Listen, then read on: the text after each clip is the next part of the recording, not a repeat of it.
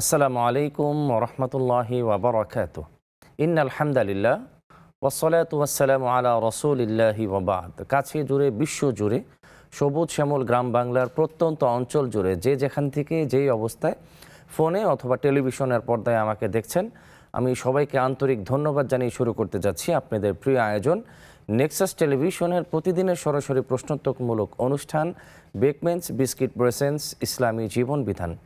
আজকের এই পর্বে সারাটি সময় জুড়ে আমি মোহাম্মদ সাঈদ আপনাদের সাথে থাকব ইনশাআল্লাহ। প্রিয় দর্শক, আপনারা জানেন যে প্রত্যেকটি পর্বে আমরা অত্যন্ত গুরুত্বপূর্ণ এবং জীবন ঘনিষ্ঠ কিছু বিষয় নির্ধারণ করে থাকি, যে টপিকের উপর আলোচনা করা এবং শোনার মাধ্যমে আমরা আমাদের জীবনকে কোরআন এবং সুন্নাহর পথে পরিচালনা করার জন্য চমৎকার কিছু গাইডলাইন এই প্রোগ্রামের মাধ্যমে আমরা পেয়ে থাকি আলহামদুলিল্লাহ। প্রতিটি পর্বে আমরা আপনাদের পছন্দের বিশেষ একজন অতিথিকে আমন্ত্রণ জানিয়ে থাকি। চলুন দেখে নেওয়া যাক কে এসেছেন আজকে আমাদের এই সেটে বিশেষ অতিথি হয়। জি প্রিয় দর্শক, আজকে আমাদের সেটে উপস্থিত হয়েছেন জননন্দিত আলেমে দ্বীন, তরুক বিতক্ত ইসলামিক স্কলার, একজন ইসলামিক চিন্তক এবং গবেষক এবং বিশিষ্ট কলামিস্ট এবং একজন সাংবাদিক, টঙ্গী আন-নূর কেন্দ্রীয় জামে মসজিদের সম্মানিত খতিব মোহতারাম আলী হাসান তৈয়ব হাফিজাহুল্লাহ। আসসালামু আলাইকুম ওয়া রাহমাতুল্লাহি ওয়া বারাকাতুহু। ওয়া আলাইকুম আসসালাম ওয়া রাহমাতুল্লাহি ওয়া বারাকাতুহু। উস্তাদ কেমন আছেন? আলহামদুলিল্লাহ, আপনি কেমন আছেন? জি আলহামদুলিল্লাহ, ভালো রেখেছেন। আমি অত্যন্ত আনন্দিত এবং সম্মান বোধ করছি আজকে আপনাকে এই প্রোগ্রামে পেয়ে। বারাকাল্লাহ ফিক। ইয়াকুম। প্রিয় দর্শক, ইসলাম হচ্ছে একটি চমৎকার এরকম একটি ধর্ম, এই ধর্মের মধ্যে আপনি প্রত্যেকটি ক্ষেত্রে প্রত্যেকটি বিষয়ের আপনি একটি গাইডলাইন পাবেন, একটি পরামর্শ পাবেন, এটার একটা সাজেশন পাবেন। চমৎকার এমন একটি জীবন বিধান। আমরা যেখানেই থাকি না কেন, যে কর্মেই থাকি না কেন, যে যা কিছুই করি না কেন, প্রত্যেকটা ক্ষেত্রে আমরা যেন ইসলামের এই প্র্যাকটিসটাকে আমাদের নিজেদের জীবনে নিয়ে আসতে পারি। কোরআন এবং সুন্নাহর এই চমৎকার প্র্যাকটিস যেন আমাদের নিজেদের জীবনের সাথে সংশ্লিষ্ট করতে পারি, এই ব্যাপারে মোহতারাম শায়েখ আজকে জ্ঞান গর্ভ আলোচনা করবেন ইনশাআল্লাহ। আপনারা চাইলে আমাদেরকে স্ক্রিনে প্রদর্শিত নাম্বার ফোন করতে পারেন, কমেন্ট করতে পারেন নেক্সাস টেলিভিশনের ইসলামিক পেজে। যে মোহতারাম শায়েখ, ইতিমধ্যে আপনি আজকে অবগত হয়েছেন খুব সুন্দর একটি টপিকের উপর আজকে আমরা আপনার কাছ থেকে আলোচনা শুনবো, দৈনন্দিন জীবন ইসলাম। শুরুতে আমি আপনার কাছে যে প্রশ্নটা রাখতে চাই, দৈনন্দিন জীবনে ইসলাম এবং কোরআন সুন্নাহকে কিভাবে আমরা প্র্যাকটিসের মধ্যে নিয়ে আসতে পারি? ধন্যবাদ। নাহমাদুহু ওয়া নুসাল্লি আলা রাসূলিহিল কারীম, আম্মা বা'দ। আল্লাহ রাসূল সাল্লাল্লাহু আলাইহি সাল্লাম কে এক সাহাবী এসে জিজ্ঞেস করলেন, নতুন ইসলাম গ্রহণ করেছেন, ইয়া রাসূলুল্লাহ সাল্লাল্লাহু আলাইহি ওয়াসাল্লাম, আমি ঈমান এনেছি, এরপরে আমার কি করণীয় আছে? রাসূল সাল্লাল্লাহু আলাইহি ওয়াসাল্লাম বললেন, তো দৈনিক তুমি 5 বার নামাজ পড়বে। তারপরে আমার কি করণীয় আছে ইয়া রাসূলুল্লাহ সাল্লাল্লাহু আলাইহি ওয়াসাল্লাম? উনি বললেন যে তুমি বছরে একবার রমজান মাস পুরোটা রোজা রাখবে।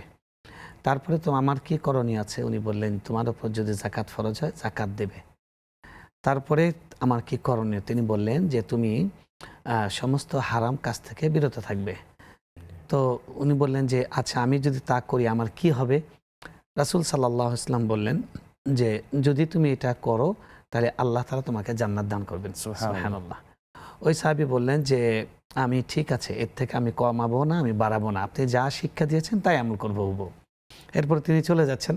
আল্লাহ নবী সাল্লাল্লাহু আলাইহি ওয়াসাল্লাম বললেন, তোমরা যদি জান্নাতি কোনো ব্যক্তিকে দেখতে চাও তাহলে এই ব্যক্তিটাকে দেখো। সুবহানাল্লাহ। আসলে জান্নাতে যাওয়া সহজ, জাহান্নামে যাওয়া কঠিন। জান্নাতে যাওয়ার জন্য ইভেন অনেক সময় টাকাও খরচ করতে হয় না, জান্নাতে যাওয়ার জন্য অনেক বড় কিছু করতে হয় না। কিন্তু জাহান্নামে যাওয়ার জন্য অনেক বড় বড় অপরাধ করতে হয় এবং অনেক টাকা খরচ করতে হয়, অনেক বেশি ভায়োলেন্স করতে হয়। সহজটা ছেড়ে সবাই কঠিনের দিকে, সেটাতে শান্তিও নেই। দৈনন্দিন জীবনে ইসলাম একটি চমৎকার টপিক।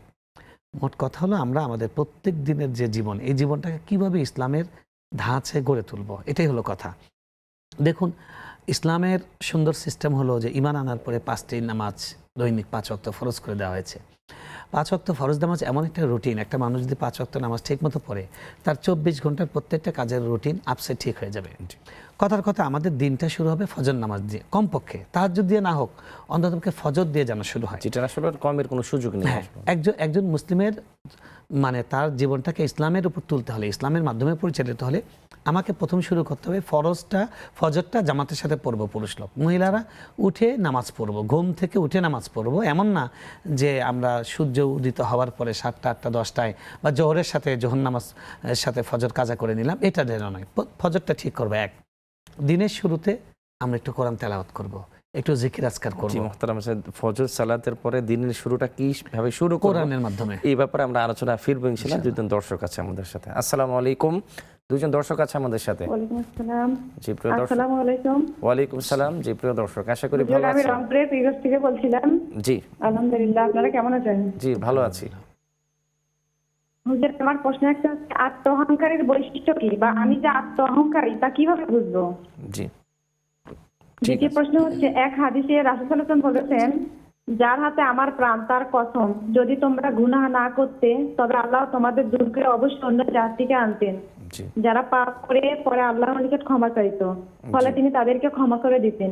এই হাদিসের মূল কথা কি, বা কি বুঝিয়েছেন এই হাদিস দ্বারা? জি সুন্দর, মাশাআল্লাহ। আর একটা প্রশ্ন ছিল হুজুর, জি আমি সকাল সন্ধ্যার যে আমল এগুলা হাতে লিখে, আবার সাপ্তাহিক যে আমল জুমাবারে সূরা কাহাফ, তারপরে দরুদের যে ফজিলত বা আস্তাগফিরুল্লাহ, আবার ঘুমানোর যে আমল যেমন সূরা বাকারা শেষে 2 আয়াত পড়া, সাইয়্যিদুল ইস্তিগফার পড়া, সূরা মুলক পড়া, এগুলো লিখে আমার বান্ধবীদের ছাপ করি।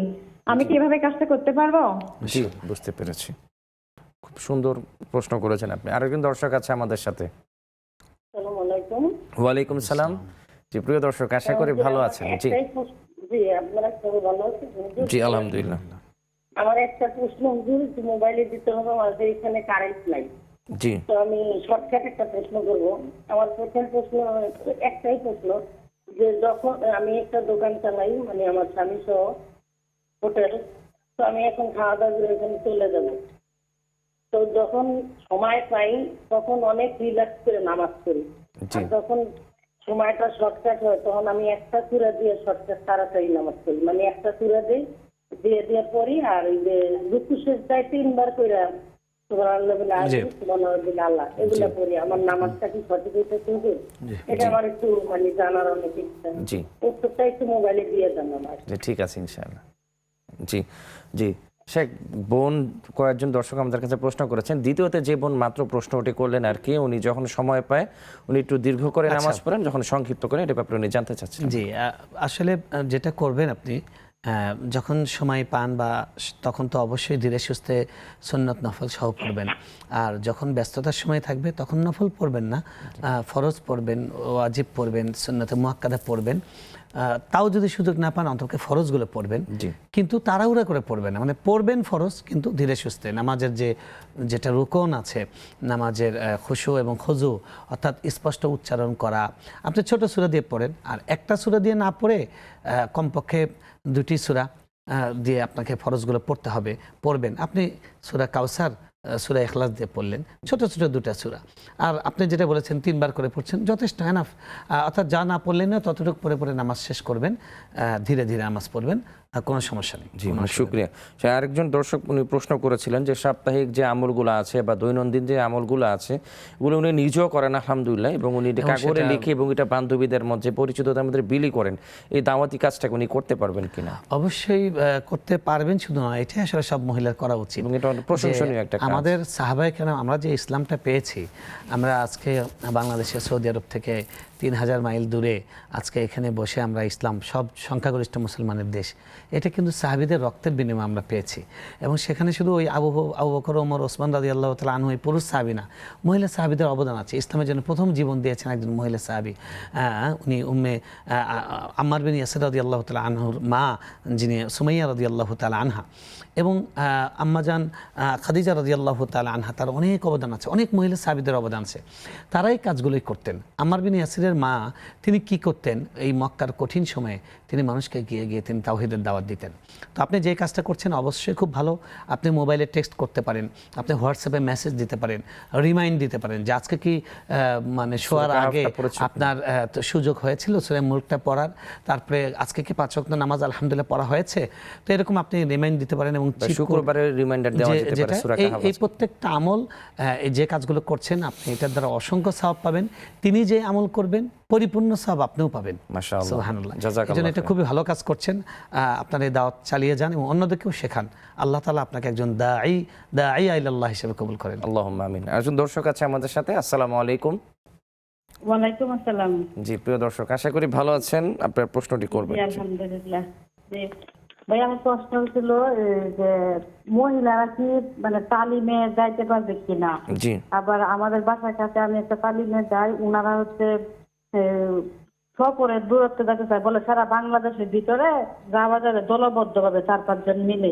জি আর এটা কি সই কিনা যে আমরা কি এরকম 4-5 জন মিলে সপরের দূরত্বে এক জেলা থেকে আরেক জেলা যাইতে পারবো আমি কিনা? আপনার প্রশ্নটা আর বুঝতে আমরা পেরেছি যে দাওয়াত আর তাবলীগের যদি আমরা ভাইরা যেটা না বলেন। যাই ভাইয়া শুনে না, আর আমরা যদি না যাই সফরের দূরত্বে, হ্যাঁ জি সফরের দূরত্বে না যাই, ওই তালিমেই আমরা কি অ্যাটেন্ড করতে পারবো কিনা যদি আমরা সফরের দূরত্বে না যেতে চাই, না যাই? আর জি আমি বুঝতে পেরেছি। একটা প্রশ্ন।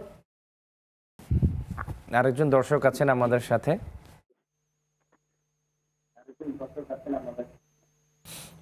আসসালামু আলাইকুম রহমতুল্লাহ। ওয়ালাইকুম সালাম। জি প্রিয় দর্শক, আশা করি ভালো আছেন। আপনার প্রশ্নটি করবেন। আলহামদুলিল্লাহ, আল্লাহ ভালো। আপনি ভালো আছেন? জি ভালো আছি আলহামদুলিল্লাহ। হুজুর, আমার দুইটা প্রশ্ন। জি আমার প্রথম প্রশ্ন তখন নামাজে কি প্রিয় দর্শক, টেলিভিশনের ভলিউমটি একটু কমিয়ে আপনি কাইন্ডলি প্রশ্নটি করবেন, তাহলে আমাদের বুঝতে একটু সহজ হয় আর কি। আমার প্রথম প্রশ্ন হলো, দেখা যাচ্ছে নামাজে জি সেজদাতে বাংলা দোয়া করতে পারতো, জি সেগুলো বলছে মানে সেজদাতে বাংলা দোয়া করা যাবে। জি নামাজ শেষ করে করে এমনি সেজদা দিয়ে দোয়া করতে, তাহলে আমি কোনো নামাজে কি কোনো বাংলাতে? জি আমি বুঝতে পেরেছি আপনার প্রশ্নটা। আর কোনো প্রশ্ন আছে? জি প্রিয় দর্শক, খুব চমৎকারভাবে মোহতারাম শায়েখ আপনাদের প্রশ্নগুলোর উত্তর দিচ্ছেন এবং জ্ঞান গর্ভ আলোচনা করছেন আলহামদুলিল্লাহ। এরই মাঝে আমাদের সময় হয়ে গেলে একটু বিরতিতে যাবা।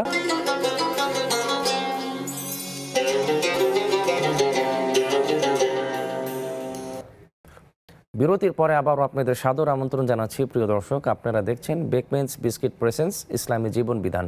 আপনারা চাইলে আমাদেরকে স্ক্রিনে প্রদর্শিত নাম্বারে ফোন করতে পারেন, মেসেজ করতে পারেন নেক্সাস টেলিভিশনের ইসলামিক পেজে। জি মোহতারাম শায়েখ, আমরা আপনার কাছে আরেকটি গুরুত্বপূর্ণ প্রশ্ন রাখতে চাই। একজন দর্শক আমাদের কাছে প্রশ্ন করেছিলেন যে মহিলারা কি যে বিভিন্ন বাসায় যে তালিম হয় এবং দাওয়াতের প্রোগ্রামগুলোতে বাংলাদেশের বিভিন্ন জায়গায় যায়, ওনারা করতে পারবেন কিনা? জি দেখুন, দিনই জ্ঞান অর্জন করা প্রত্যেকের জন্য ফরজ, পুরুষদের জন্য যেমন মহিলাদের জন্য তেমন। প্রাতিষ্ঠানিক জ্ঞান অর্জন করা, সেটা ছোটোবেলায় করা, এছাড়াও আরও বিভিন্ন সময় ইলমি হালাকা, আলিমদের মজলিস, এলেমের মজলিস, এটা রাসূল সাল্লাল্লাহু আলাইহি ওয়াসাল্লামও করতেন। তিনি মহিলাদের জন্য একটা দিন বরাদ্দ ছিল, তিনি তাদেরকে তাদের প্রশ্নোত্তর নিতেন, তাদেরকে প্রশ্ন উত্তর দিতেন। সাহাবীদের মধ্যে এটা ছিল, আবু হুরায়রা রাদিয়াল্লাহু তাআলা আনহু করতেন। তো সেজন্য আপনাদের এলেম শেখার জন্য, ইসলামের সঠিক জ্ঞান শেখার জন্য এ ধরনের আয়োজন, ঘরোয়া আয়োজন পর্দার সাথে, নিরাপত্তার সাথে খুবই দরকারি। বাকি মনে রাখতে হবে যে তালিম মানে হলো শিক্ষা, যেখানে কোরআন হাদিস থেকে জ্ঞান শিক্ষা দেওয়া হয় এবং কোনো আলেম পরিচালনা করেন বা আলেমের তত্ত্বাবধানে চলে, এরকম জায়গায় যাওয়া, যিনি কোরআন সুন্নাহর জ্ঞান রাখেন। হ্যাঁ জ্ঞান রাখেন, এটা একটা বিষয়। মানে আলেম কিংবা আলেমদের তত্ত্বাবধানে চলে এরকম জায়গায় যাওয়া এক। 2 নম্বর হলো এই জায়গায় যাওয়ার জন্য আপনার হাজব্যান্ডের অনুমতি লাগবে, আপনার তার অনুমতি লাগবে 2। 3 নম্বর বিষয় হলো পরিপূর্ণ শরীর পর্দার সঙ্গে যেতে হবে। এটা হলো আশপাশে যদি যান তাহলে সেই বিষয়। আর যদি দূরে যান, সফরের দূরত্বে যান, তাহলে মাহরাম সাথে যেতে হবে। মাহরাম সাথে যাওয়া ছাড়া যদি আপনি হজেও যান, তাও আপনার এই ধরনের দাওয়াতি প্রোগ্রামে যাওয়া ভালো যাবে না। কাজেও যাওয়া যাবে না, এজন্য মাহরামকে সাথে নিয়ে যেতে হবে। শুকরিয়া। দুজন দর্শক আছে আমাদের সাথে। আসসালামু আলাইকুম। হ্যালো। আসসালামু আলাইকুম। জি প্রিয় দর্শক, আশা করি ভালো আছেন। ওয়ালাইকুম আসসালাম। জি হ্যাঁ আলহামদুলিল্লাহ। আপনার প্রশ্ন আমার না একটা প্রশ্ন, দুটো প্রশ্ন। প্রথম প্রশ্ন হচ্ছে যে আমার বয়স 70। জি আমি রোজার মধ্যে শেষের 2টা রোজা করতে পারি না, অসুস্থ হয়ে গেছিলাম। তারপরে যখন আবার পরে একটু সুস্থ হলাম, তখন সওয়ালের রোজার জন্য ভেবেছিলাম হয়তো রোজাগুলি করতে পারবো। একটা রোজা করার পর আবার অসুস্থ হয়ে গেলাম, কিন্তু আমি সওয়ালের রোজাগুলি আর করতেই পারি নাই। ওদিকে আমার 2টা ফরজ রোজা ভাঙতি আছে। এখন আমি যদি জিলহজের 10 দিনের মধ্যে আমার ওই আগের 2টা রোজা রাখি, সেটা কি হবে? আর আমি যে সওয়ালের যে রোজাটা রেখেছিলাম, ওটা কি আমার ভাঙতি রোজার মধ্যে ই করতে পারবো নাকি, ভাঙতি রোজা হিসাবে বিবেচনা করতে পারবো নাকি? জি আরেকজন দর্শক আছে আমাদের সাথে। আসসালামু আলাইকুম। ওয়ালাইকুম আসসালাম ওয়া রাহমাতুল্লাহি ওয়া বারাকাতুহু। জি প্রিয় দর্শক, আপনি আশা করি ভালো আছেন। বোন, আপনার প্রশ্নটি করবেন। জি শায়েখ, আছি আলহামদুলিল্লাহ ভালো। আশা করি আপনারাও ভালো আছেন। জি আলহামদুলিল্লাহ, আমি ভালো আছি, আমরাও ভালো আছি। জি শায়েখ, আমি মৃত্তিকা মনি বলছিলাম বাড়িধারা থেকে। জি ধন্যবাদ বোন, আপনি আমাদের একজন নিয়মিত দর্শক, শুক্রিয়া। আপনার প্রশ্নটি করবেন। জি শায়েখ, আমার কোয়েশ্চেন হচ্ছে যে আমরা একাডেমিক লাইফে আমরা পড়েছি যে আমাদের বেসিক নিডস হচ্ছে 6টা। জি তো এই জাস্ট 6টা বেসিক নিডসই যদি একজন হাজবেন্ড তার ওয়াইফের প্রতি পূরণ করে, জি তাহলে কি শুধু তাহলে কি তার রেসপন্সিবিলিটি পূরণ হয়ে যায়? একজন ওয়াইফের শখের দাম দেওয়া বা তার ইচ্ছা অনিচ্ছার প্রায়োরিটি দেওয়ার কি কোনো দরকার নেই? ইসলাম কি বলে এক্ষেত্রে? জি আর আমার সেকেন্ড কোয়েশ্চেন হচ্ছে যে আমি এটা শুনেছি যে জান্নাতে যেতে গেলে একজন হাজবেন্ডের তার ওয়াইফের রিকমেন্ডেশন প্রয়োজন হবে। আসলে কি সেটা সত্যি? জি বুঝতে পেরেছি আপনার প্রশ্নটা, ইনশাআল্লাহ শায়েখ উত্তর দিবেন। শেখ, প্রথমে আমাদের কিছুক্ষণ আগে আরেকজন বয়স্ক আরেকজন দর্শক আছে আমাদের সাথে। আসসালামু আলাইকুম। আসসালামু আলাইকুম। ওয়ালাইকুম সালাম। প্রিয় দর্শক, আশা করি ভালো আছেন। জি জি আলহামদুলিল্লাহ, আপনারা কেমন আছেন? জি আলহামদুলিল্লাহ, প্রিয় দর্শক ভালো আছি। আপনার প্রশ্নটি করবেন। আমার প্রশ্ন যে মানে আমার শ্বশুর শাশুড়ি, ওনাদের মানে বয়স হয়েছে, আমার শ্বশুরের আনুমানিক 80 বছর আর আমার শাশুড়ির হয়তো 74 বছর বয়স। জি তো ওনাদের আল্লাহর রহমতে অনেক ধন সম্পদ আছে, জি হ্যাঁ, নগদ টাকাও আছে এবং বিঘা বিঘা অনেক জমি আছে, না হলে 100 বিঘার মতো হবে আনুমানিক। জি তো এখন আমরা, তার কোনো মেয়ে নেই, 3টা ছেলেই। তো ওনারা এখনো কখনো ডিসিশন নেয় না যে আমাদেরকে কিছু দিবে বা কিছু, এরকম মানে কিছুই না। আর আমরা তো আর্থিকভাবে খুব বেশি সচ্ছল, হ্যাঁ চলতেছে আল্লাহর রহমতে, কিন্তু আমরা যে একটা বেশি কিছু করতে পারি না। তো অনেক সময় আমি রাগ করে বলি যে ওনারা দেয় না, কবে দিবে, বা এরকম একটা, যে তাদেরকে নিয়ে পরে আমি কিছু মন্তব্য করে ফেলাই যে ওনাদের মন মানসিকতা এরকম, এতে কি আমার গুনাহ হবে? আর ওনাদের কি এটা কি উচিত না যে এখন কিছু দেওয়া সন্তানদের? মানে এটা। আরেকটা প্রশ্ন হলো যে আমরা যে অনেকে যে গিফটটা করে ফেলি, তাহলে আমরা যদি অনেকের কাছে দেখা যায় যে যার সম্বন্ধে গিফটটা করলাম তার কাছে হয়তো বা সেটা মাপ চাওয়ার মতো কোনো সুযোগ থাকে না, জি সেক্ষেত্রে আমি কি করতে পারি মানে তার জন্য, জি মানে আল্লাহর কাছে কিভাবে তওবা করবো আর কি? জি আমি বুঝতে পেরেছি। শায়েখ উত্তর দেবে। শায়েখ, বেশ কয়েকটি প্রশ্ন আছে আমাদের কাছে। একজন বয়স্ক আমাদের একজন দর্শক, উনি প্রশ্ন করেছিলেন, উনি অসুস্থ। প্রথমে আমরা দোয়া করি আল্লাহ তাআলা ওনাকে সুস্থতা দান করুক। 70 বছর বয়স। কাজা রোজার কথা জি, উনি 2টা কাজা রোজা করতে পারেন নাই, এবং আরেকটা বিষয় হচ্ছে উনি শাওয়ালের রোজাগুলো উনি রাখতে পারেননি, উনি অসুস্থ ছিলেন। উনি জিলহজ মাসে উনি কাজা 2টা রোজা উনি এখন করতে পারবে কিনা, আর শাওয়ালের রোজাগুলা কি ওটা ওনার কাজা হিসাবে ধর্তব্য হবে কিনা? জি দেখুন, প্রথম কথা হলো আপনি যে 2টি রোজা, ফরজ রোজা ছুটে গেছে, সেটা আসলে যত দ্রুত সম্ভব করে ফেলা, এমনকি জিলহজের প্রথম 10 দিন আসলে ওই সময় করবেন, সেটার অপেক্ষা না করা। আপনি যে কোনো দিন করে ফেলুন, কারণ মৃত্যু যে কোনো সময় আমাদের সামনে হাজির হতে পারে। যদি মৃত্যু হাজির হয় তাহলে আপনার একটা ফরজ আপনার কাঁধে রয়ে গেছে। রাসূল সাল্লাল্লাহু আলাইহি ওয়াসাল্লাম বলেছেন, যেই নারী 5 ওয়াক্ত নামাজ পড়ে, রমজান মাসে রোজা রাখে, স্বামীর আনুগত্য করে, পর্দা করে, তার জন্য জান্নাতের সবগুলো দরজা খোলা থাকবে। সুবহানাল্লাহ। তো আপনার রোজাটা পরিপূর্ণ করুন, তাহলে আপনি সেই অফারের মধ্যে, সেই সুযোগের মধ্যে থাকবেন। জিলহজের 10 তারিখ পর্যন্ত অপেক্ষা না করা, আমি এটা বলবো। আর দ্বিতীয়ত যে মাসালাটা আপনি জিজ্ঞেস করেছেন শাওয়ালের রোজা, ওইটা যেহেতু শাওয়াল মাসে করতে পারেননি, ওই রোজার যে অফারটা, যে সুযোগটা, ফজিলতটা, সেটা শেষ। আপনি আল্লাহ হায়াতে রাখলে আগামী বছর করবেন। যদি 2-1টা করে থাকেন শাওয়ালের রোজা, সেটা নফল রোজা হয়েছে, নফল ইন্ডিভিজুয়াল সব পাবেন। 6টার যে প্যাকেজ সাবটা সারা বছরের রমজানের, সেটা পাবেন না, কিন্তু প্রত্যেকটা রোজারই সাব আছে, সেই সাবটা পাবেন। আর ওইটাকে আপনি ফরজে কনভার্ট করতে পারবেন না। ফরজ রোজা যেটা, সেটা মানে আপনাকে রাতের বেলায় নিয়ত করতে হয়, এবং সেটা ফরজের নিয়ত করে রাখতে হয়। ফরজ রোজা অন্য কোনো রোজার সাথে শেয়ার হয় না। নফল রোজা শেয়ার হয়, যে আজকে সোমবার, আবার আইয়ামে বিশ, তো আমি 2টাই নিয়ত করলাম। তো সেই রকম নফলের ক্ষেত্রে হয়, কিন্তু ফরজ রোজার ক্ষেত্রে হয় না। এই কারণে আপনার জিলহজ মাসের 10 তারিখের সঙ্গে যদি রোজা রাখতে চান, তাহলে হবে না। হ্যাঁ, ওই সময় আপনি ফরজ রোজাই রেখেছেন। এই আকাঙ্ক্ষাটাও ভালো শায়েখ, যে ব্যথাটা থাকা, যে আমি প্রোগ্রামটা রোজাগুলো করতে পারলাম না, এই ব্যথাটা থাকাও ভালো। সেটা আমি বলছি। তো আর জিলহজ মাসের ওই ফজিলতপূর্ণ সময়ে যদি ফরজটা করেন, সেটা আপনার ফরজ আদায় হবে, ফরজই হবে।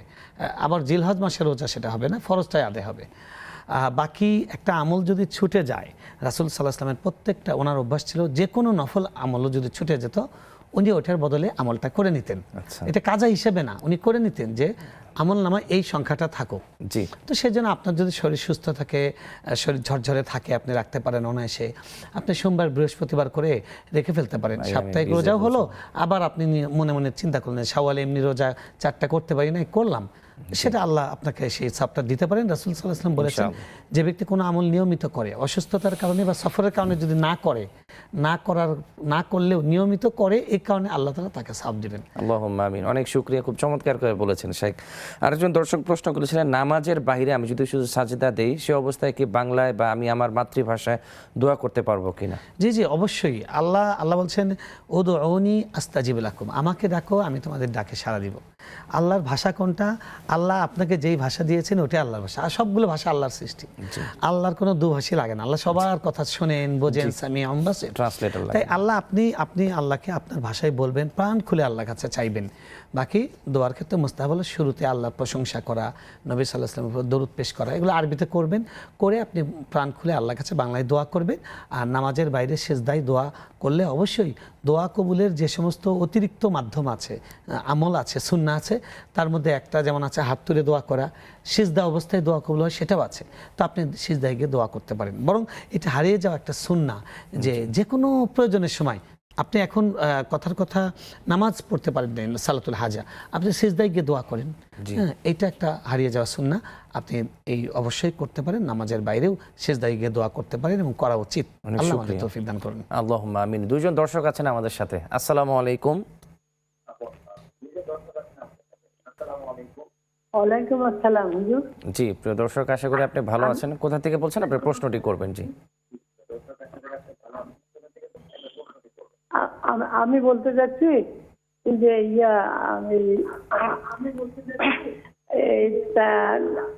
হজের দিন আমরা হলো সৌদি আরবে যে আরাফাতের ময়দানে থাকবে, সেই দিন কি আমরা রোজা রাখতে পারবো? জি বুঝতে পেরেছি। জি, আমি বুঝতে পেরেছি প্রশ্নটি। আরেকজন দর্শক আছে আমাদের সাথে।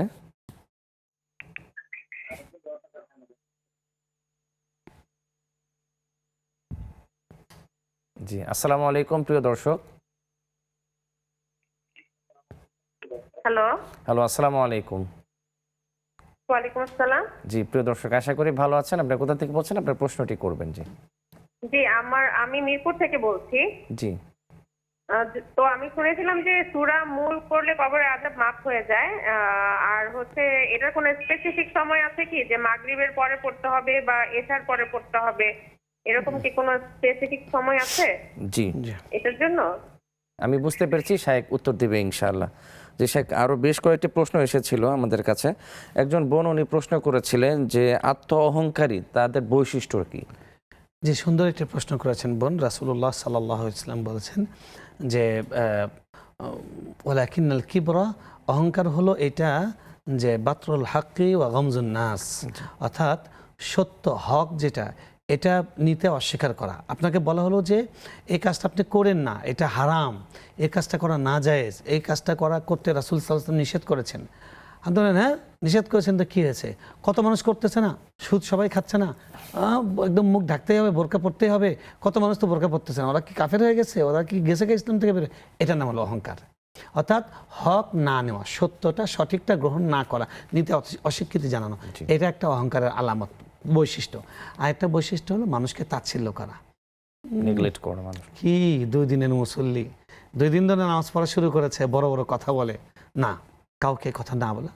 আল্লাহর কাছে হয়তো উনি 2 দিনের নামাজ পড়ে আল্লাহর অতটুকু নৈকট্য অর্জন করবেন, আপনি হয়তো 20 বছরে করতে পারেননি। কার ভিতরে কি যোগ্যতা আল্লাহ রেখেছেন আর কারটা আল্লাহ পছন্দ করেন, এটা তো মালিকের দান।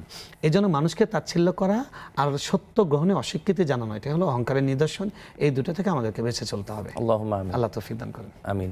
প্রিয় দর্শক, খুব চমৎকারভাবে মোহতারাম শায়েখ আপনাদের প্রশ্নগুলোর উত্তর দিচ্ছেন। এরই মাঝে আমাদের সময় হয়ে গেলে একটু বিরতিতে যাবার, ফিরছি আমরা কিছুক্ষণ পরে, ততক্ষণ আমাদের সাথেই থাকুন।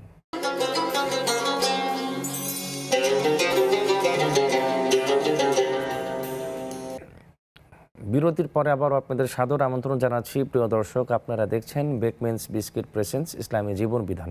আপনারা চাইলে আমাদেরকে স্ক্রিনে প্রদর্শিত নাম্বারে ফোন করতে পারেন, কমেন্ট করতে পারেন নেক্সাস টেলিভিশনের ইসলামিক পেজে।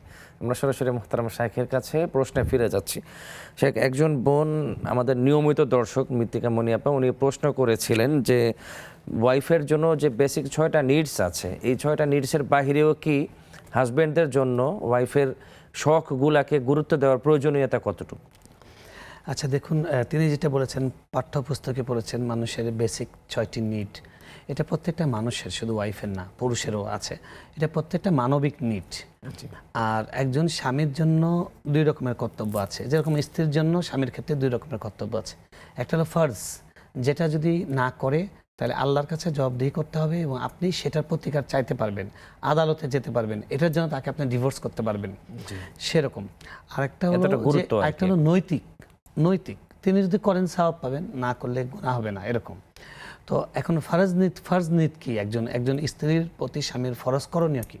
প্রথম হলো তার অন্যের ব্যবস্থা করা, তার বাসস্থানের ব্যবস্থা করা, তার বস্ত্রের ব্যবস্থা করা এবং তার চিকিৎসার ব্যবস্থা করা, 4টি। এর সঙ্গে হলো তাকে পর্দার মধ্যে রাখা, 5টি। হ্যাঁ, এগুলো হলো একজন স্বামীর স্ত্রীর প্রতি ফরজ দায়িত্ব। এর বাইরে আরও অনেক দায়িত্ব আছে যেগুলো নৈতিক, সেগুলো ফরজ নয়, তবে সেগুলোর মাধ্যমে তার ইমানের পূর্ণতা প্রকাশ পায় এবং তিনি একজন ভালো মুসলিম হিসেবে, ভালো স্বামী হিসেবে আল্লাহর কাছে তিনি কিয়ামতের দিন দাঁড়াবেন। কারণ রাসূল সাল্লাল্লাহু আলাইহি ওয়াসাল্লাম বলেছেন যে ইমানের পরে সবচেয়ে বেশি ওজনদার আমল হলো আখলাক, উত্তম আখলাকের একটা অংশ। সেটা হলো কি, ধরুন স্ত্রীর একটা শখ আহ্লাদ, সেটা পূরণ করা, সেটা তিনি করবেন তার সামর্থ্যের মধ্যে থেকে। যদি সামর্থ্যের মধ্যে থাকে সেটা তিনি করবেন, সামর্থ্যের মধ্যে যদি না থাকে করবেন না, গুনাহ হবে না। সামর্থ্যের মধ্যে আছে, তিনি করছেন না, আপনি তাকে তার কাছে আবদার করতে পারেন। তিনি যদি করেন সওয়াব পাবেন, তিনি যদি না করেন আপনি রাগ করতে পারবেন না, আপনি এই দুঃখটা করতে পারবেন না।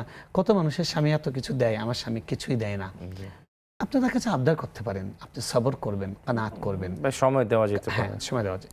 বাকি আপনি মনে রাখতে হবে যে কিছু জিনিস এমন আছে, যেমন ধরেন এখন মোবাইলে যেই স্ত্রীকে চাকরি করতে দিচ্ছেন না বা যেই স্ত্রী চাকরি করছেন না, তার বাবা মার সঙ্গে কথা বলার প্রয়োজন আছে। তো কথা বলার জন্য ফোনে এমবি দরকার আছে, কিংবা তার মানে মিনিট রিচার্জ করতে হয়।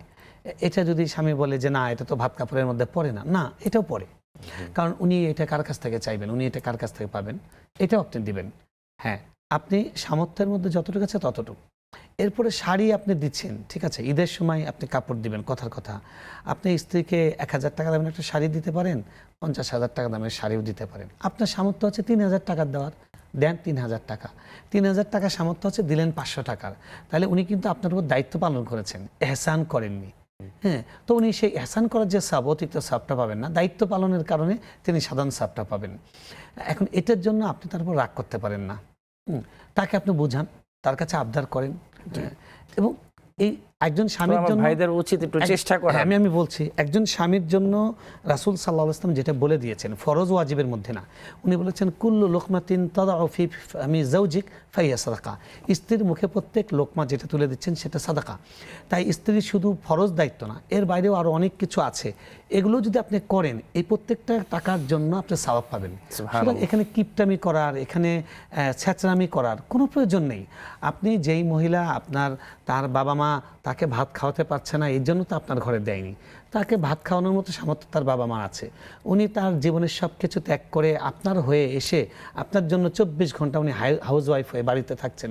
তো তার একটু বাদাম খেতে ইচ্ছা করছে, তার একদিন ফুচকা খেতে ইচ্ছা করছে, তার একদিন চাইনিজ রেস্টুরেন্টে যেতে ইচ্ছা করছে, একবার তার কক্সবাজার যেতে ইচ্ছা করছে। আপনি যদি সামর্থ্য থাকে কেন নিয়ে যাবেন না? যদি না নিয়ে যান তাহলে এটা আপনি একজন উত্তম মুসলিমের পরিচয় দিলেন না। যদি নিয়ে যান, উত্তম মুসলিমের পরিচয় দিলেন, যে তার একটা শখ আহ্লাদ পূর্ণ করলেন। বাকি আমি বোনদেরকে বলবো এটার জন্য স্বামীর উপর প্রেশারাইজ না করা, যে অমকের স্বামী থাইল্যান্ড নিয়ে গেল, সিঙ্গাপুর নিয়ে গেল, ব্যাংকক নিয়ে গেল, তুমি আজকে পর্যন্ত আমাকে একটু সোনারগাঁয়ে নিয়ে যেতে পারলা না, তোমার জীবনে পরে আমার জীবন পুরোটাই শেষ। এগুলো হলো অকৃতজ্ঞতা। চমৎকার বলেছেন, এগুলো যেন না বলি। জি, জাযাকাল্লাহ খাইর। দুইজন দর্শক আছেন আমাদের সাথে। আসসালামু আলাইকুম। আসসালামু আলাইকুম। ওয়ালাইকুম। জি, প্রিয় দর্শক, আশা করি ভালো আছেন। আপনি কোথা থেকে বলছেন, আপনার প্রশ্নটি করবেন। হচ্ছে যে আমরা যে বলি এই কাজটা অমুক দিন করুন বা 6 মাস পরে অমুক জায়গায় যান, এগুলাকে নামাজের পর্যায়ে পড়ে আরেকবার একটু বলবেন। যে বলি যে এই কাজটা কালকে করুন বা অমুক রে জিনিসটা দিব, 6 মাস পরে এক জায়গায় যাবো, এগুলাকে নামাজের পর্যায়ে পড়ে এগুলাকে আদায় করতে হবে। জি, বুঝতে পেরেছি। আরেকটা প্রশ্ন হচ্ছে যে জমি জমাতে বাবা মায়েরা বেঁচে থাকতে সন্তানদের দিতে পারে না, কিন্তু এই যে ঘরের যে অনেক ধরনের জিনিস থাকে, অনেক কিছুই থাকে একজন ঘরে, এগুলা কি সন্তানদের বেঁচে থাকতে দিতে পারে কিনা, দেওয়া জায়েজ আছে কিনা? জি, আমি আপনার দুইটা প্রশ্ন মোটামুটি বুঝতে পেরেছি। আরেকজন দর্শক আছে আমাদের সাথে। আসসালামু আলাইকুম। ওয়ালাইকুম সালাম। জি প্রিয় দর্শক, আশা করি ভালো আছেন। আলহামদুলিল্লাহ। জি, আমার একটা প্রশ্ন ছিল, আমি 11 বছর ধরে সুদের উপর টাকা ছাড়ি, ঠিক আছে? জি, তো হচ্ছে আমার 11 বছরে প্রায় 18 কোটি টাকা লাভ। জি, এখন আমি এই 18 কোটি টাকা দিয়ে আমি একটা প্রতিষ্ঠান, ছোটখাটো প্রতিষ্ঠান দিয়ে আমি মানুষের জন্য কর্মজীবীর ব্যবস্থা করে দিতে চাই। তো এর থেকে আমাকে আল্লাহ ক্ষমা করে দিবেন, ব্যবস্থা করে দেই আমি। জি, আপনি আসলে খুব সুন্দর একটি প্রশ্ন করেছেন, শায়েখ এটা উত্তর দিবে ইনশাআল্লাহ। জি, আরেকজন দর্শক আছে আমাদের সাথে।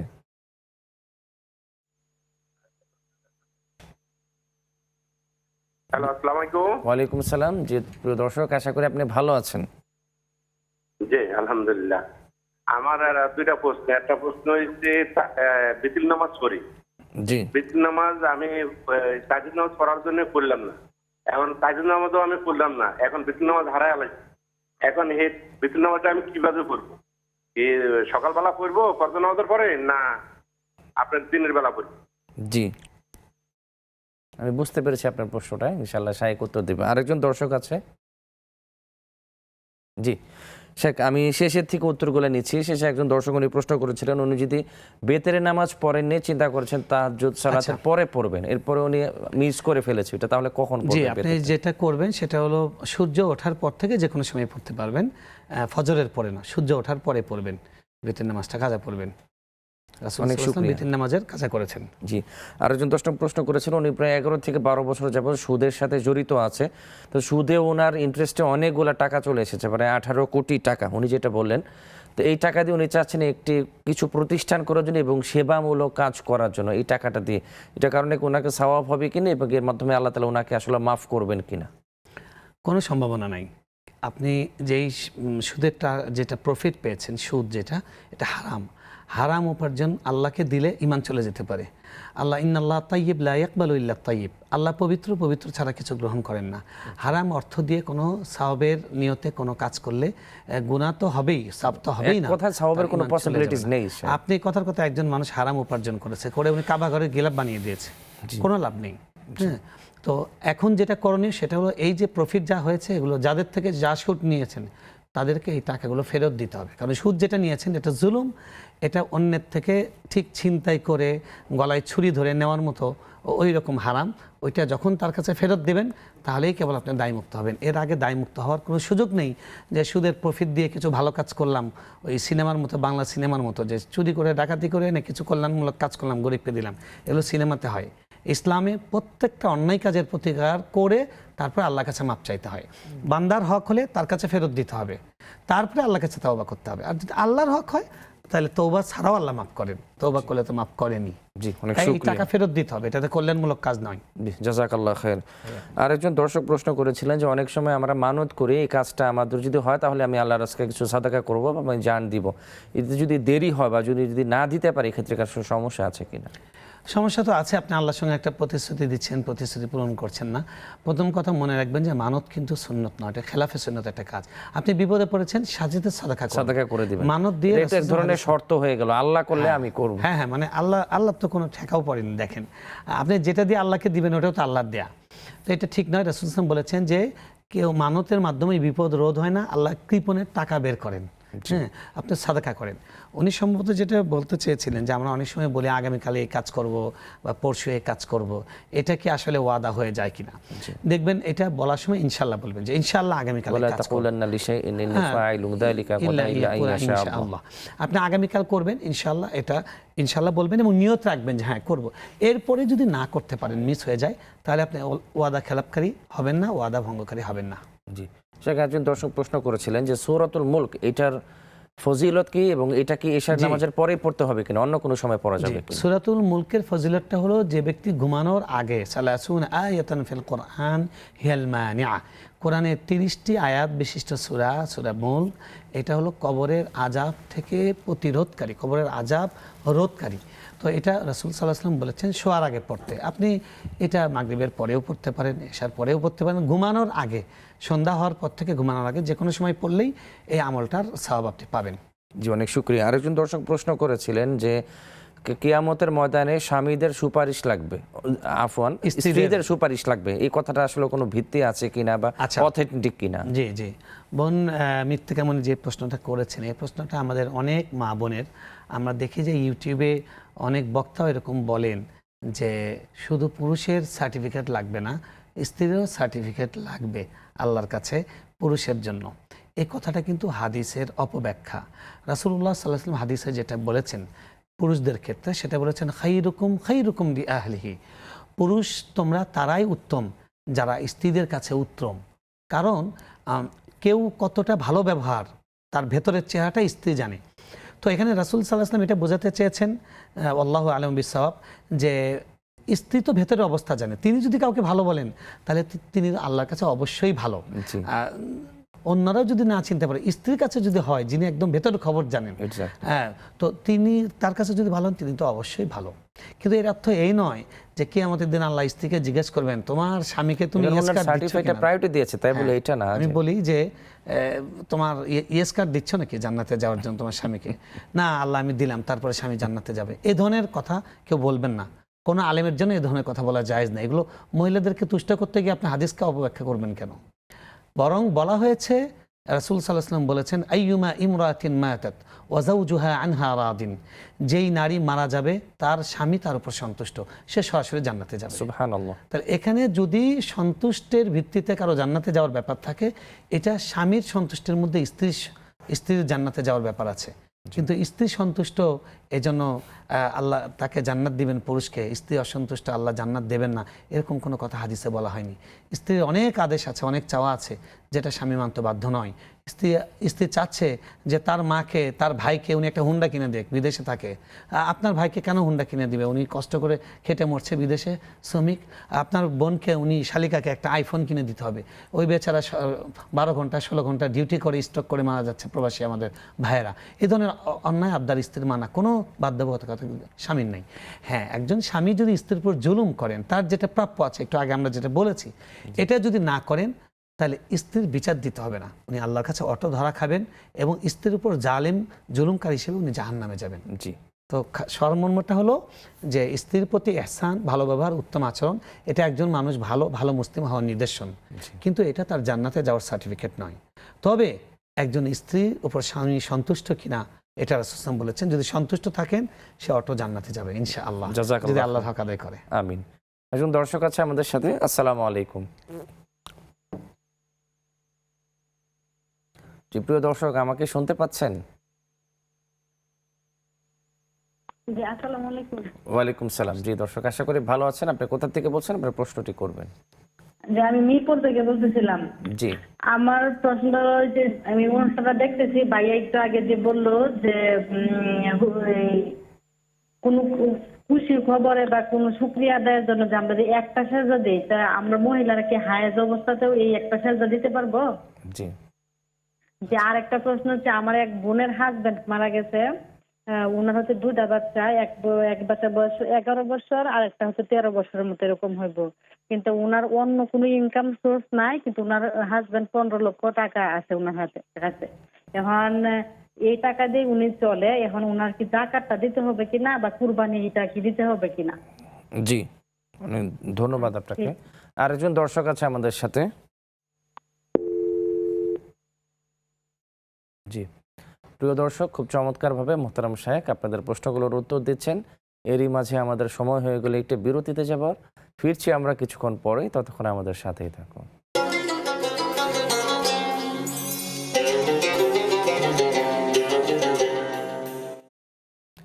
বিরতির পরে আবারও আপনাদের সাদর আমন্ত্রণ জানাচ্ছি প্রিয় দর্শক। আপনারা দেখছেন বেকমেন্স বিস্কিট প্রেসেন্স ইসলামী জীবন বিধান।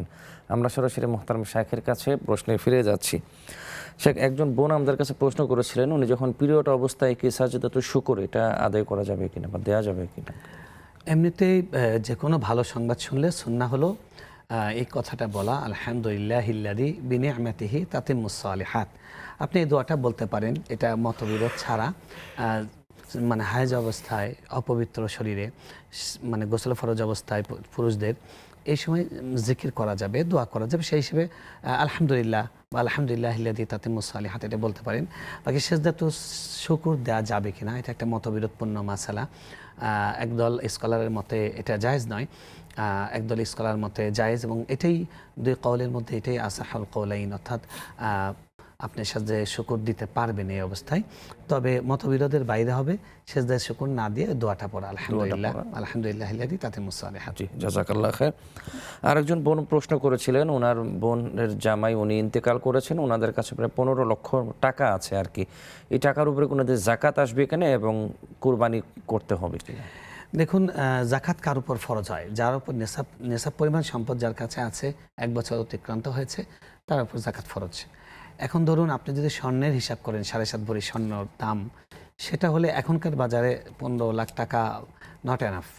আর যদি রূপার দিক থেকে ধরেন তাহলে কিন্তু জাকাত চলে আসবে, হ্যাঁ নিসাব অনুযায়ী চলে আসবে। তো সেই হিসেবে জাকাত দেন, আপনি বলছেন যে আর কোনো আগে আমি আরেকটা কথা বলে নিতে চাই, রূপার নিসাব যদি আমাদের দর্শকরা ধরে সেক্ষেত্রে কতটুকু ধরতে পারে? যে রূপার নিসাব বেশি হয় না, মানে ধরুন রূপা তো এখন 2,500 টাকা বা 3,000 টাকা ভরিও যদি আপনি ধরেন তাহলে সেই 50 মানে 2.5 লাখ টাকা, 52.5 ভরির মতো। হ্যাঁ, 52.5 ভরি রূপার যে দাম হয়, সেই দাম পরিমাণ হলেই 1 বছর অতিক্রান্ত হলেও জাকাত ফরজ হয়ে যায়। তো আপনি যেহেতু কোনো ইনকাম সোর্স নাই বলছেন, তো আপনি জাকাত দেবেন। আপনার যদি আরও কিছু গয়নাগাটি থাকে, যার কাছে 15 লাখ টাকা আছে, কিছু গহনাও আছে, তো সবগুলো হিসাব করবেন, মূল্য টাকা হিসাব করবেন, করে আপনি সেটা 2.5% দিবেন। কারণ রূপা হিসাবে 15 লাখ টাকা অবশ্যই জাকাত চলে আসবে, সেই হিসেবে আপনি দেবেন। বাকি যেই কথাটা বারবার বলতে চাওয়া হচ্ছে, এই প্রশ্নটা আমি একাধিকবার পেয়েছি, আমি উত্তরও দিয়েছি। সেটা হলো যে তার তো আর কোনো ইনকাম সোর্স নাই, তাহলে উনি জাকাত দেবেন কেন? দেখুন, যে ইনকামটা আছে এটাই তো জাকাত দেওয়ার জন্য যথেষ্ট।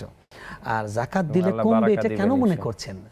জাকাত দিলে বাড়িয়ে দিবেন। খাদিজা রাদিয়াল্লাহু তাআলা আনহা, তার স্বামী ছিলেন না, বিধবা ছিলেন, তিনি একজন মক্কার একজন মিলিয়নিয়ার ছিলেন, বিলিয়নিয়ার ছিলেন।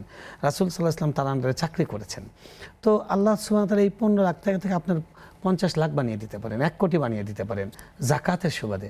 আপনি জাকাত দেন এবং টাকাটা হালাল খাতে বিনিয়োগ করেন, ব্যবসা করান, কোনো হালাল ইনভেস্ট করুন, ইনশাআল্লাহ বারাকা হবে। জাকাত দেওয়ার চেষ্টা করুন, না দেওয়ার চেষ্টা করবেন না, দেওয়ার চেষ্টা করবেন। জি, জাযাকাল্লাহ খায়র। একজন দর্শক একটি হাদিসের ব্যাখ্যা জানতে চেয়েছিল, ওয়াল্লাযী নাফসু বিয়াদিহি। জি জি, যে হাদিসটি তিনি জানতে চেয়েছেন, রাসূলুল্লাহ সাল্লাল্লাহু আলাইহি ওয়াসাল্লাম বিখ্যাত একটি হাদিস, ওয়াল্লাযী নাফসু মুহাম্মাদিন বিয়াদিহি লাউ লাম তাযনিবু লাযাহাবাল্লাহু বিকুম ওয়া লাজাআ বিকওমিন আখার। রাসূল সাল্লাল্লাহু আলাইহি ওয়াসাল্লাম বলছেন যে সেই সত্তার শপথ যার হাতে আমার প্রাণ আছে, অর্থাৎ আল্লাহ শপথ করে বলছি, যদি তোমরা কেউ গুনাহ না করো তাহলে আল্লাহ তোমাদেরকে নিয়ে যাবেন, অর্থাৎ তোমাদেরকে সরিয়ে দিবেন, তোমাদেরকে দুনিয়ায় রাখবেন না, তোমাদেরকে জান্নাত দিয়ে দিবেন। তারপরে একটা জাতিকে আনবেন যারা গুনাহ করে এবং আল্লাহর কাছে মাপ চায়। তো এই হাদিসের শিক্ষা হলো, এখানে মূলত এই মেসেজটা দেওয়া হচ্ছে যে গুনাহ করা ভালো বা গুনাহ করো এটা নয়। এখানে বলা হচ্ছে যে গুনার পরে তাওবা আল্লাহ এত পছন্দ করেন যে যদি পুরা পৃথিবীর কেউ গুনাহই না করে তাহলে ঠিক আছে, সবাই জান্নাতে চলে যাও, তোমাদেরকে রেখে আর পরীক্ষা কি? পরীক্ষা তো এটাই, গুনাহ করতে মন চাইবে, আপনি করবেন না, করে কানবেন আল্লাহর কাছে, এটাই পরীক্ষা। তো আল্লাহ সুবহানাহু ওয়া তাআলা এই পরীক্ষার জন্য অন্য কাউকে রিপ্লেস করবেন। কিন্তু তোমরা গুনাহ করো না, গুনাহ হয়ে গেছে তাওবা করো। এই হাদিসের মূল মেসেজটা যেটা, সেটা হলো তাওবা করা। মানে তাওবাটা আল্লাহ এত পছন্দ করেন যে আল্লাহর ভাবটা এমন যে তোমরা যদি কেউ গুনাহ নাই করো তাহলে তোমাদের রেখে লাভ কি? গুনাহ করো, আমার কাছে মাপ চাও, এটাই তো আমার আল্লাহগিরি, এটাই আমার ভালো লাগে যে তোমরা আমার কাছে রোনাজারি করবে। আল্লাহ রোনাজারিকে পছন্দ করেন। আওয়াব যে আল্লাহর কাছে রোনাজারি করে সেটা পছন্দ করেন। সুতরাং এই হাদিস থেকে শিক্ষা নিয়ে আমরা বেছে বেছে আল্লাহর কাছে তাওবা করবো, কাঁদবো, গুনাহ ক্ষেত্রে শিথিলতা এটা যেন মনে না করি। জাযাকাল্লাহ খাইর। আরেকজন দর্শক প্রশ্ন করেছিলেন যে হজের সময় আরাফাতের ময়দানে কি সেদিন রোজা রাখতে হবে কিনা? উনি যেটা জিজ্ঞেস করেছেন মূলত সেটা হলো যে হাজিরা যেদিন আরাফাতে অবস্থান করেন, তো আরাফা রোজা আমরা যারা হজে যাইনি আমরা কি সেদিন রাখবো? না, বাংলাদেশে যেদিন 9 তারিখ সেদিন রাখবো। দেখুন, এটাই বিশুদ্ধ মত। সেটা হলো যে 9 তারিখ হলো ইয়মে আরাফা, আর 10 তারিখ হলো ইয়মুল হাজ বা ইয়মুন নাহার, কুরবানির দিন। তো যেদিন আমাদের দেশে যেখানে আপনি আছেন ওখানে কুরবানির দিন কোনটা, তার আগের দিন হলো আরাফার দিন। এখন সৌদি আরবে দেখা গেছে তার আগের দিন হাজের আরাফায় অবস্থান করছে, এটা আপনার দেখার বিষয় নয়। আরাফার দিন হলো ইয়মুন নাহরের আগের দিন, এটাই বিশুদ্ধ মত। বাকি আপনি যদি দৈনন্দিন রোজা রাখেন, অর্থাৎ তার আগের দিনও রোজা রাখেন, ওই 9টা দিন তো রোজা রাখা মুস্তাহাব, তাই রাখতে চেষ্টা করুন। জি, অনেক শুকরিয়া শেখ। আমাদের সম্মানিত দর্শকদের উদ্দেশ্যে যদি সংক্ষিপ্ত বলতেন। সংক্ষিপ্ত এক লাইনে বলবো যে 5 ওয়াক্ত নামাজ দৈনিক পড়া এবং সব ধরনের হারাম থেকে বেঁচে চলা, এইটুকু যদি করতে পারেন তাহলে দৈনন্দিন জীবনে ইসলামকে আপনি বাস্তবায়ন করেছেন। জাযাকাল্লাহ খাইর, অনেক শুকরিয়া। আপনি এত ব্যস্ততাকে পিছনে ফেলে আমাদেরকে সময় দিয়েছেন শেখ। আল্লাহ তাআলা আপনাকে উত্তম প্রতিদান দিয়ে ধন্য করেন। আমিন, আপনাদেরকে শুকরিয়া, জাযাকুমুল্লাহ ওয়া ইয়াকুম। প্রিয় দর্শক, এতক্ষণ যারা আমাদের সাথে চমৎকার এই আয়োজনটিতে যুক্ত ছিলেন, আল্লাহ তাআলা আপনাদের সময়টাকে কবুল ফরমান। আল্লাহ আপনাদেরকে সব সময় প্রত্যেকটি ক্ষেত্রে ভালো রাখেন, সুস্থ রাখেন, কোরআন এবং সুন্নাহর পথে রাখেন, এটা দৈনন্দিন জীবনে কোরআন এবং সুন্নাহকে প্র্যাকটিস করার তৌফিক দান করেন। জাযাকুমুল্লাহু খাইর। বিদায় বেলা আমি একটি মেসেজ দিয়ে যাই, আমরা যেন সবসময় ইসরায়েলি পণ্যগুলোকে বর্জন করে চলি। আল্লাহু ইউবারিক ফি হায়াতিকুম। ওয়াসসালামু আলাইকুম ওয়া রাহমাতুল্লাহি ওয়া বারাকাতুহু।